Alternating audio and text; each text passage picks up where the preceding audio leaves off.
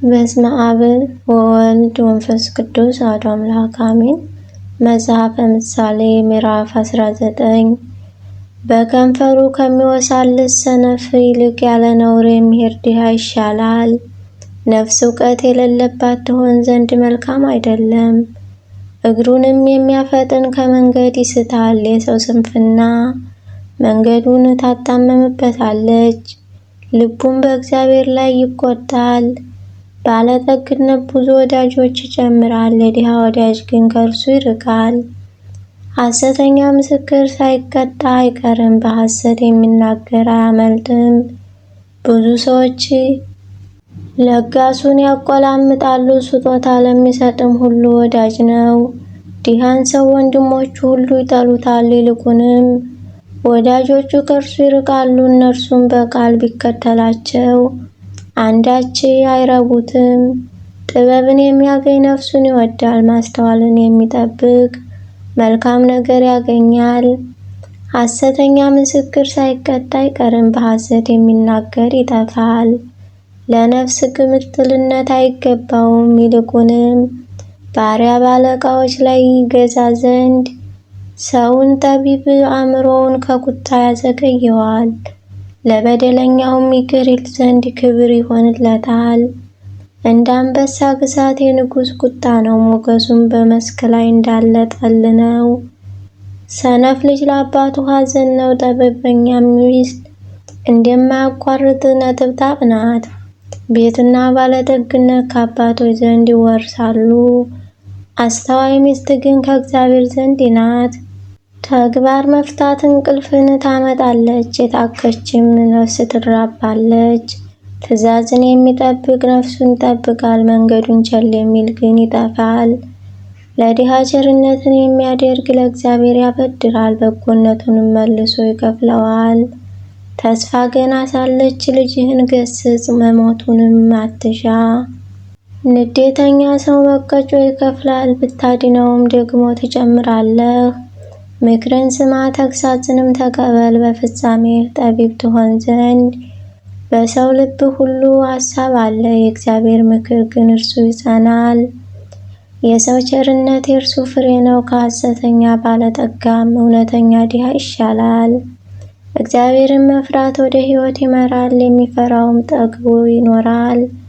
ክፉ ነገርም አያገኘውም። ታካይ ሰው እጁን በወጭቱ ያጥለቀልቃታል፣ ወደ አፉስ እንኳ አይመልሳትም። ፌዘኛ ብትገርፈው አላዋቂ ብልሃተኛ ይሆናል። አስተዋይ ሰው ብትገስጸው እውቀትን ያገኛል። አባቱን የሚያስከፋ እናቱንም የሚያሳድድ የሚያሳፍርና ጎስቋላ ልጅ ነው። ልጄ ሆይ ተግሳጽን ከሰማህ በኋላ ከእውቀት ቃል መሳሳትን ተው። ወስላታ ምስክር በፍርድ ያፌዛል፣ የኃጥአንም አፍ ክፋትን ይውጣል። ለሚያፌዙ ሰዎች ፍርድ ተዘጋጀችላቸው፣ ለሰነፎችም ዝርባ በትር። ምዕራፍ 20 የወይን ጠጅ ፌዘኛ ያደርጋል፣ ብርቱ መጠጥም ጥበበኛ ያደርጋል። በዚህም የሳተ ሁሉ ጠቢብ አይደለም። የንጉሥ ቁጣ እንደ አንበሳ ግሳት ነው፣ የሚያስቆጣውም ሰው የራሱን ነፍስ ይበድላል። ከክርክር ይርቅ ዘንድ ለሰው ክብሩ ነው፣ ሰነፍ ሁሉ ግን እንዲህ ባለ ነገር ይጣመራል። ታካይ ሰው በብርድ ምክንያት አያርስም፣ ስለዚህ በመከር ይለመልማል፣ ምንም አያገኝም። ምክር በሰው ልብ እንደ ጠሊቅ ውሃ ነው፣ አእምሮ ያለው ሰው ግን ይቀዳዋል። ብዙ ሰዎች ቸርነታቸውን ያወራሉ፣ የታመነውን ሰው ግን ማን ያገኘዋል? ጻድቅ ያለ ነውር ይሄዳል፣ ልጆቹም ከእርሱ በኋላ ምስጉኖች ናቸው። በፍርድ ወንበር የተቀመጡት ንጉሥ ክፉን ሁሉ በዓይኖቹ ይበትናል። ልቤን አነጻሁ ከኃጢአትም ጠራሁ የሚል ማን ነው? ሁለት ዓይን ሚዛንና ሁለት አይነት መስፈሪያ፣ ሁለቱ በእግዚአብሔር ፊት ርኩሳን ናቸው። ሕፃን ቅንና ንጹሕ መሆኑ በሚያደርገው ሥራ ይታወቃል። የሚሰማ ጆሮና የሚያይ ዓይን ሁለቱ እግዚአብሔር ፈጠራቸው። ድሃ እንዳትሆን እንቅልፍንም አትውደድ። ዓይንህ ክፋት እንጀራም ትጠግባለች፣ የሚገዛ ሰው ክፉ ነው ይላል። በሄደ ጊዜ ግን ይመካል። ወርቅና ብዙ ቀይ ዕንቁ ይገኛል። የእውቀት ከንፈር ግን የከበረች ጌጥ ናት። ለማያውቅ ከተዋሰ ሰው ልብሱን ውሰድ፣ ለእንግዳ የተዋሰውንም እርሱን አግተው። የሐሰት እንጀራ ለሰው የጣፈጠ ነው፣ ከዚያ በኋላ ግን አፉ ጭንጫ ይሞላል። ሐሳብ በምክር ትጸናለች፣ በመልካም ምክር ሰልፍ አድርግ። ዘዋሪ ሐሜተኛ ምስጢርን ይገልጣል፣ ከንፈሩን የሚያጠምምም ሰውን አትገናኘው። አባቱን ወይም እናቱን የሚሰድብ በድቅድቅ ጨለማ መብራቱ ይጠፋል። በመጀመሪያ ፈጥኖ የተከማቸ ርስት ፍጻሜው አይባረክም። ክፉ መልሳለሁ አትበል፣ እግዚአብሔርን ተማመን እርሱም ያድንሃል። ሁለት አይነት ሚዛን በእግዚአብሔር ዘንድ አስጸያፊ ነው። ሐሰተኛ ሚዛን መልካም አይደለም፣ የሰው አካሄዱ ከእግዚአብሔር ዘንድ ነው። እንግዲያስ ሰው መንገዱን እንዴት ያስተውላል? ሰው በችኮላ ለእግዚአብሔር የተቀደሰ ነው ብሎ ቢሳል ከተሳለም በኋላ ቢጸጸት ወጥመድ ነው። ጠቢብ ንጉሥ ኃጥአን በመሸ ጊዜ በመንሽ ይበትናቸዋል፣ መንኮራኩሩንም በእነሱ ላይ ያንኮራኩርባቸዋል። የሰው መንፈስ የእግዚአብሔር መብራት ነው፣ የሆዱን ጉርጆች ሁሉ የሚመረምር። ቸርነትና እውነት ንጉሥን ይጠብቁታል፣ ዙፋኑን በቸርነት ይበረታል። የጎበዣዝት ክብር ጉልበታቸው ናት፣ የሽማግሌዎች ጌጥ ሸበት ነው። የሰንበር ቁስል ክፉዎችን ያነጻል፣ ግርፋትም ሆዱ ጉርጆች ይገባል። ምዕራፍ 21 የንጉሥ ልብ እንደ ውኃ ፈሳሾች በእግዚአብሔር እጅ ነው፣ ወደ ወደደውም ያዘነብለዋል። የሰው መንገዱ ሁሉ በዓይኑ ፊት የቀናች ትመስለዋለች፣ እግዚአብሔር ግን ልብን ይመዝናል። እግዚአብሔር ከመሥዋዕት ይልቅ ድቅድቅና ቅን ነገር ማድረግ ይወዳል። ትዕቢተኛ ዓይንና ደፋር ልብ የኃጥአን እርሻ ኃጢአት ነው። የትጉህ ሐሳብ ወደ ጥጋብ ያደርሳል፣ ችኩል ሰው ሁሉ ግን ለመጉደል ይቸኩላል። በሐሰተኛ ምላስ መዝገብ ማከማቸት የሚበንጉም ነው። ይህንን የሚፈልጉ ሞትን ይፈልጋሉ፣ ቅን ነገር ያደርጉ ዘንድ አይወዱምና። የኃጥአን ንጥቂያ ራሳቸውን ያጠፋቸዋል። የበደለኛ መንገድ የጠመመች ናት፣ የንጹሐን ሥራ ግን የቀና ነው። ከጠበኛ ሴት ጋር በአንድ ቤት ከመቀመጥ በውጭ በቤት ማዕዘን ላይ መቀመጥ ይሻላል። የኃጥእ ነፍስ ክፉን ትመኛለች፣ በፊቱም ባልንጀራውን ሞገስ አያገኝም። ፌዘኛ ቅጣትን በተቀበለ ጊዜ አላዋቂ ሰው ጥበብን ያገኛል።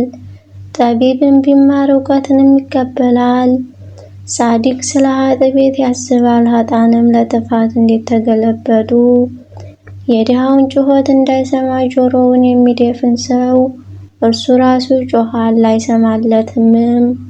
ስጦታ በስውር ቁጣ ታጠፋለች፣ የብብትም ውስጥ ጉቦ ጽኑ ቁጣን ታበድራለች። ፍርድን ማድረግ ለጻድቅ ደስታ ነው፣ ኃጢአት ለሚያደርጉ ግን ጥፋት ነው። ከማስተዋል መንገድ የሚሳሳት ሰው በሙታን ጉባኤ ያርፋል።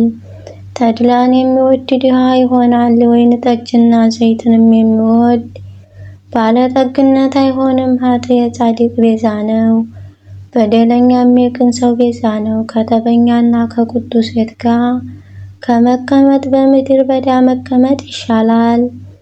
የከበረ መዝገብና ዘይት በጠቢብ ሰው ቤት ይኖራል፣ አእምሮ የሌለው ሰው ግን ይውጠዋል። ጽድቅንና ምሕረትን የሚከተል ሕይወትንና ጽድቅን ክብርንም ያገኛል።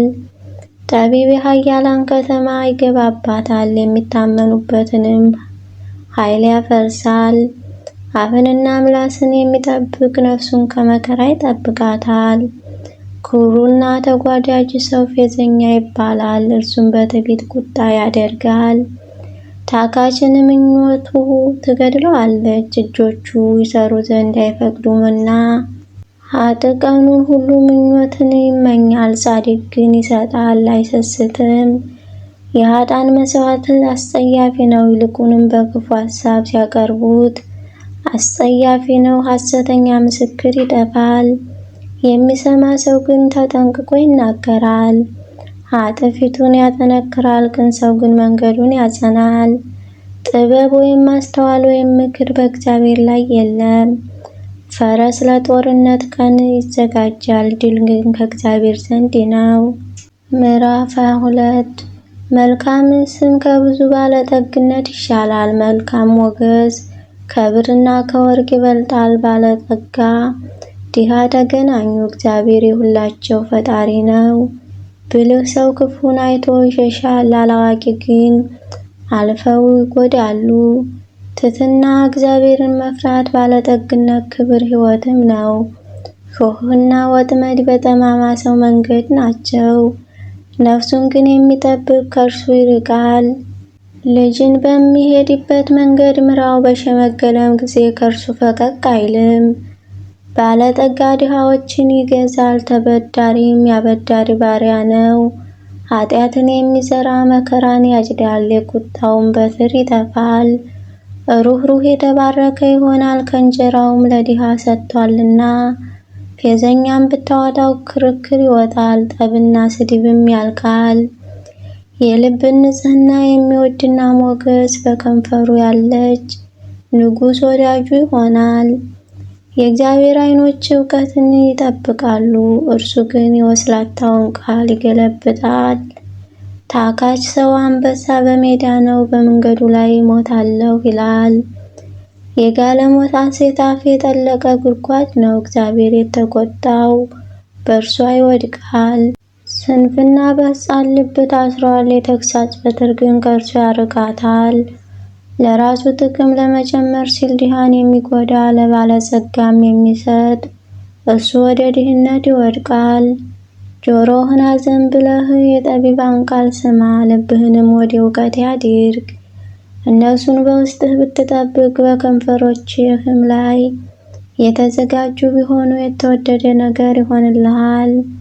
እምነትህ በእግዚአብሔር ይሆን ዘንድ ላንተ ዛሬ እነሆ አስታወቅሁህ።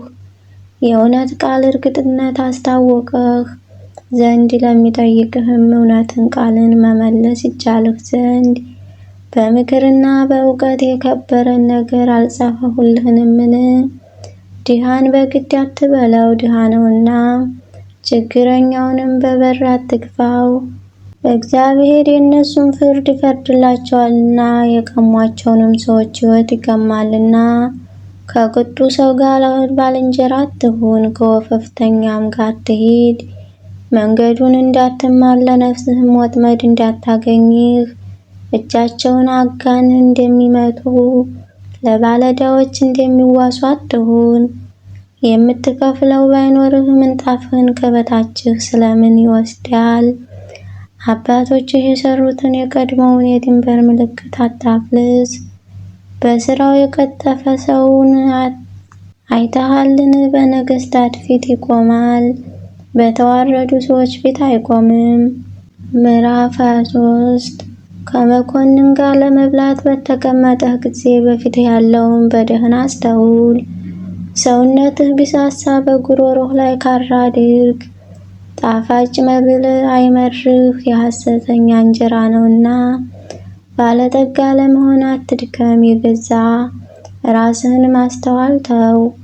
በእርሱ ላይ ዓይንህን ብታዘውርበት ይጠፋል።